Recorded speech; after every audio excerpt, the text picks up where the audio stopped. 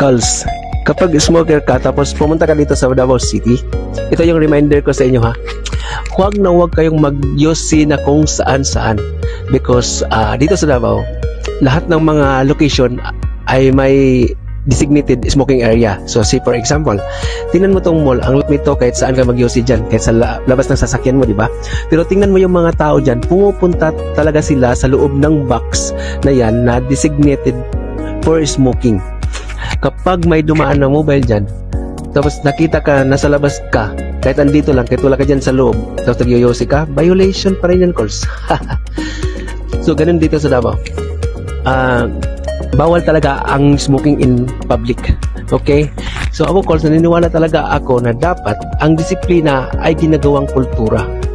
Let's make discipline a culture.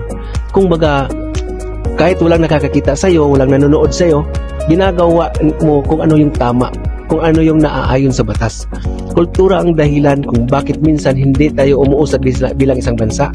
So kultura din ang magiging dahilan kung paano tayo uunlad. Davao is not a perfect city. We have our shortcomings. In fact, we have a lot of things we improve on. But I am telling you, compared to in other places in the Philippines, Davao is peaceful and livable. The people here are disciplined. But in order for discipline to become a culture, especially in the government setup, it requires two things. Number one, obedient, constituent, mga taong sumusunod sa batas, mga taong naniniwala. And number two, trustworthy government and law enforcers. Kapag wala yung mga dalawang yan, hindi mo masasabing disiplina ay nagiging kultura sa lugar nyo. That's why we say Davao life is here, because in here, as long as you are obedient, as long as you are right, and as long as you don't harm other people, you are safe.